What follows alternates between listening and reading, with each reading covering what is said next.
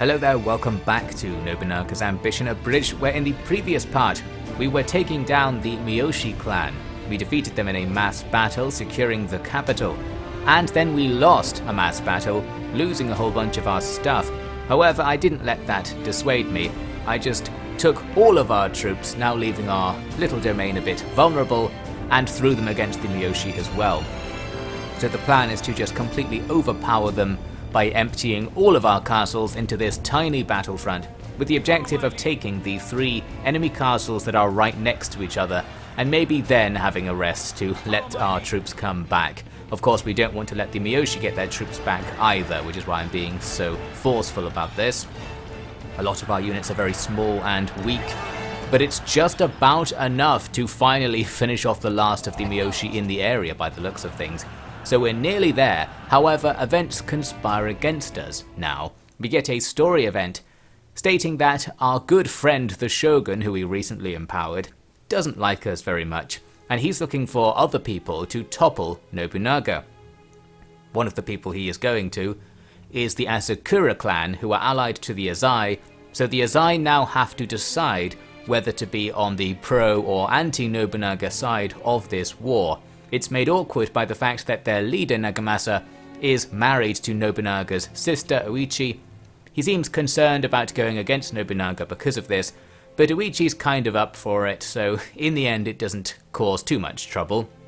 This means we will now be in a war with the Azai Asakura alliance to our north. Inconvenient, but really it only just starts there, because they're forming an anti-Nobunaga coalition, and a coalition is a thing in the game that is like higher up than an alliance, a bigger deal. So we have a new story quest, which is to defeat the Azai and the Asakura, but the coalition also includes various other clans. Nagashima Castle is included among them. Even though we owned it, it's now betrayed us and gone back to the Iko-Iki. But there's more than that as well, because the Miyoshi are in the anti-Nobunaga coalition, a couple of random factions off to the northwest are in it, and the Takeda are in it. This coalition thing means you can't get individual peace with any one of the clans, so they're all fighting together against me. Technically, I'm now in a coalition as well with the Matsudaira, so it's a coalition war. This means we can't say, quickly get the Miyoshi out of the war by getting a truce with them and then focus down another clan. They're all going to be fighting us at once from 3 directions and from the inside, with Nagashima right here having gone back over to the enemy. All very inconvenient because I've just lost a lot of my army grinding down the Miyoshi, especially if the Takeda wanted to cause us some trouble. That would be worrying.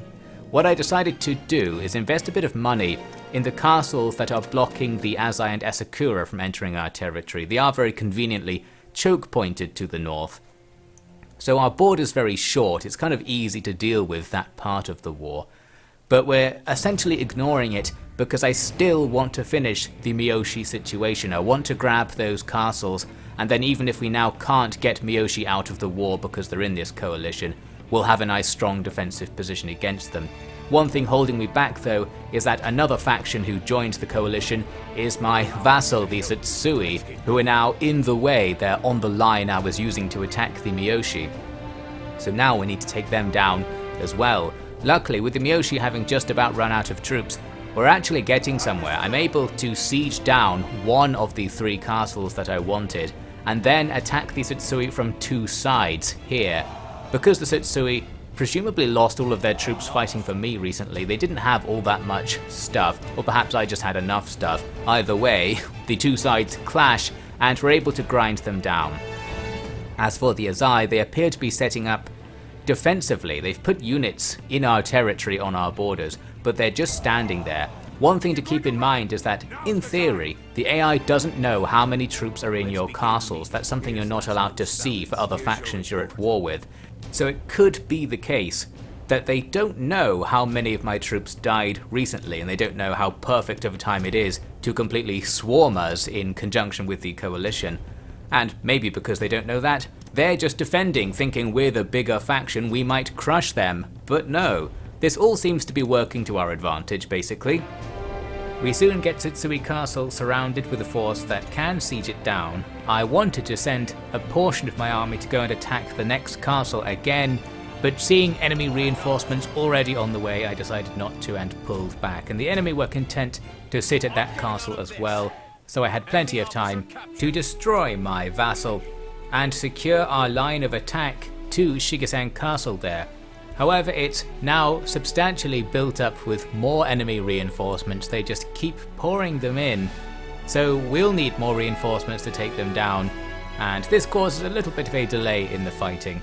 But I'm still not giving up. I'm going to keep ramming everything into this tiny corner until we get results. I can raise a few more troops locally. I then go in to start a battle, because we can fight only 2 of the enemy units near the castle, but this was an illusion, because after the fight starts, another one appears behind me, a bigger one too. I decided to turn back, thinking it might be best to focus them down at the bottom of the hill, and not be fighting near the towers or try to rush our way up, anything like that. Now this starts going okay. Looks like we're trading pretty well with these guys down here, but Mitsuhide Akechi shows up to pull me away to the council meeting, so we don't get to see whether this plan ultimately would have worked. Anyway, I think it might be better in that case to not manually resolve the fight anyway. I'll talk more about that in a second. We now need to go after Nagashima again. We do have enough troops to do that in the area around it. We can attack from all directions, and I have built up some full garrisons back over there in the east, really just preparing for an attack from the east, but this is as good a use for them. We'll take down Nagashima again.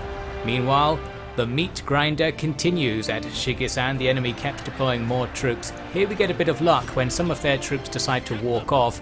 This prompts the remaining guys in the battle to retreat, allowing us to now advance and secure the position right outside of the castle. So that will help us out. We can have our troops be standing on top of each other. The traffic jam-ness will now work in our favour a little bit. Meanwhile at Nagashima, I'm going to quickly fight this battle in order to damage the castle, not only with the bonus thing, but in the battle. You can stand there just shooting arrows at the gates and they will gradually be destroyed. I don't think that's a very efficient way of doing things. But anyway, winning the battle and getting that bonus damage is certainly a good thing to do, because now Nagashima is basically dead. We're guaranteed to take it. Soon, there we go, we've completed the first of our anti-Nobunaga coalition objectives to take down Nagashima. And you might remember last time I took Nagashima I noted how it was anticlimactic and not very historical. Well, this time we actually get a historical story event scene to talk about it. The Ikuiki. Essentially, we're using this place as a massive headquarters, and all of their civilians were living there as well. Nobunaga's not too happy about this, so even after they surrender, he orders the troops to shoot them all. That will be helpful. I think in real life, he burned the entire thing to the ground, so maybe shooting them is nicer than burning them alive. All good stuff. At least that's Nagashima dealt with. Now we're going to pile on the pressure again at Shigesan. I'm stacking up heavily here. The enemy are still coming to try and challenge our position, but if they come one at a time, this is now somewhat to our advantage, because again we can use the bonus damage, like right here. We take this easy battle against one enemy unit, defeat them, and then take the extra damage against the castle. Now we don't need so many troops here to still be alive, to still be progressing the siege, meaning our little dregs war here will be more to our advantage, because our dregs will be able to make some progress. You can see though there, more enemies are rushing into this fight. We have to battle another unit, and again I'm going to take this battle manually to get that bonus damage. We don't necessarily need it now, but I was being extra careful. If we can get the castle to be completely destroyed, then that will make taking it trivial. However, the thing I mentioned earlier about auto-resolving applies here. I think if you do a manual fight when your commanding officer's really good, it's actually a worse trade than taking the auto-resolve. Because I've been checking some of the numbers, you can get like a 1-to-5 trade or a 5-to-1 trade if you have a really good officer in the auto-resolve. But when you manually resolve, it's always going to be in the 2-to-1 ratio max. So letting your troops fight on their own when their commander is good spares more of your own lives, I think, anyway, based on a small amount of anecdotal experience. After the battle, more enemies come in. This time we've got some Iko-Iki, the Honganji as they're actually called in the game, coming over to just disrupt things. I'm guessing they're not playing defensively or offensively here because they're not going to take anything, and we're not in a position to attack their bases. They're just interfering because they are part of the coalition after all. In this case, by just standing around and fighting, we're able to get through the situation because the castle nearby surrenders for reasons that I don't quite understand, meaning we're inside, our supply lines are now secure, and we have the better position. This triggers a story event where the guy who we hired because he was so good at betraying people is scheming to betray us. He's actually scheming with the shogun, whose brother I think he killed in order to get rid of the shogunate quite recently. So, all pretty sketchy. For some reason nobody's killing this guy. It's going great for him, and we get a quest where, strangely, we're going to be helping him along. In order to do this story quest, we actually have to begin giving him the power he needs to betray Nobunaga by making him the lord of this particular castle we just took. I didn't look into that too much, because I did want to finish what I've started here. I'm nearly there now, and I've even brought over Nobunaga himself, perfect for being assassinated, with some extra troops. We had plenty of troops left over from our little Nagashima campaign, so they gradually came over here to help out, and now we finally have the numbers and strength we need to decisively push out and finish this enormous grindy war. I did this battle outside the castle, going for the bonus damage again, but the deployment was inconvenient with all of our stuff at one end and all of their stuff at the other end, so we have to walk about for a bit. But it does mean we can take the enemy one unit at a time, and we have some freely deployed tribal reinforcements, and we get them being shot. Overall, the perfect setup, and when the enemy deployed their other unit into the fight, they also start attacking the tribal guys. Absolutely ideal. You could say we're not losing any troops at all. But then, they did take me by surprise with this. Their nearly dead final guy uses Bond Breaker, a move that makes your units attack each other. So it seems our guys were so unsatisfied with our allies not being completely destroyed in battle that they took it upon themselves to see to it. That's pretty powerful, because you lose hundreds of troops to that. Most moves don't seem to be that effective. Anyway, that's the end of the battle, bit of a weird one. We'll grab that damage on the castle, and now we're pretty much good to go for the capture. Around this point, the enemy stopped pouring reinforcements in at last. They just used their reinforcements to hang out on the roads out from this location and defend. Ideal for me because I'm not planning to go any further than this, since it's a nice choke point for us to defend against any attacks by the enemy in the future, plus we've got other stuff to be doing.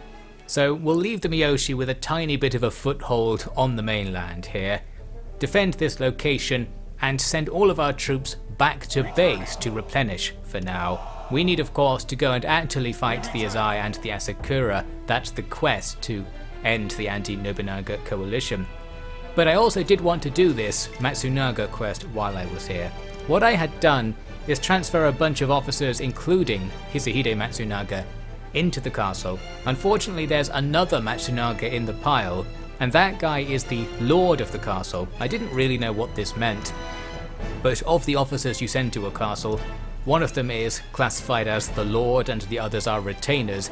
I didn't know how to promote or change this up, so we did this the brute force way. I ordered everybody except the would-be traitor to leave, so he's just going to be in the castle on his own, and that will force him to be the lord and mean when he betrays there's not much there for him to work with, so this seems like a good idea overall. This accomplishes the objective indeed, and essentially what we've done is lose that castle that I spent so long and so many real lives trying to take, because it just immediately joins the anti-Nobunaga coalition as a new faction with this guy as its leader. This is pretty annoying, however, it's not going to be quite so annoying. I thought the game wouldn't really force you to lose your own territory by actually making that part of the gameplay. It turns out all we need to do is send Nobunaga to stand there, and this will resolve the situation. Handily, he's right there because I had him fighting at the very end of the Miyoshi War. So we can go and end this thing immediately, and the ending is, well, it's kind of nothing really. Basically, Matsunaga sees Nobunaga outside.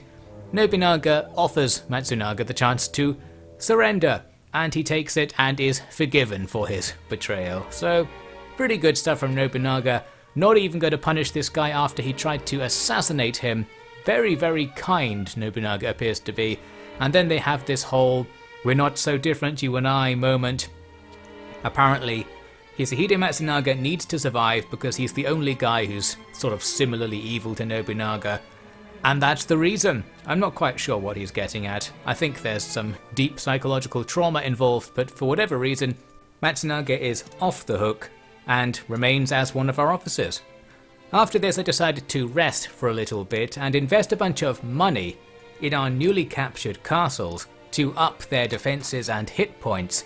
So that way, if the Miyoshi attack, it will take them a long time to get through that little choke point, and we'll have plenty of time to go and react to that.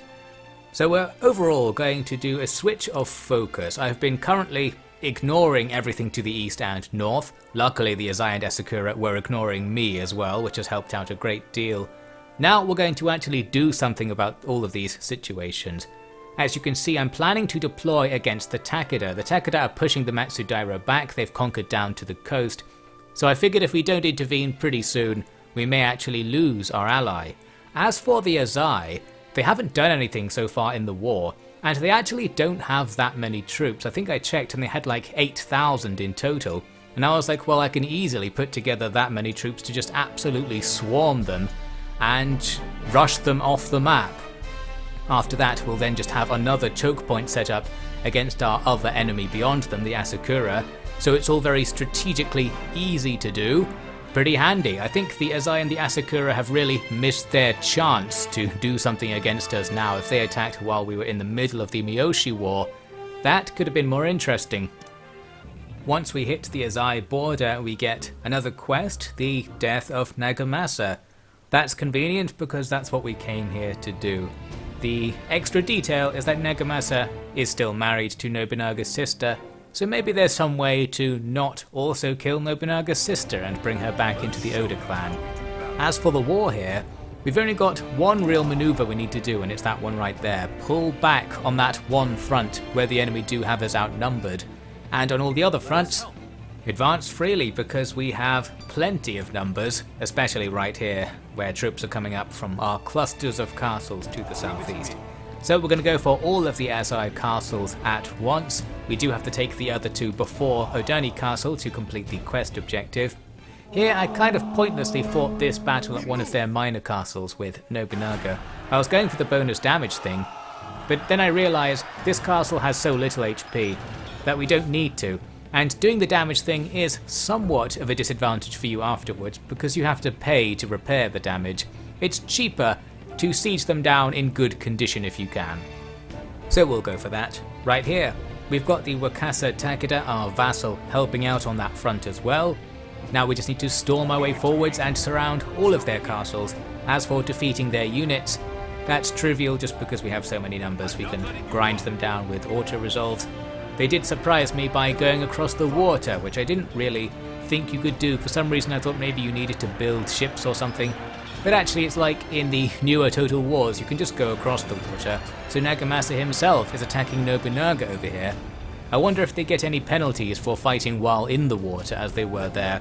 Whatever the case, they do not succeed in battle, and generally we've got this place locked down pretty fast. I was planning to only take these 3 castles, but we still have so many troops yet to be used.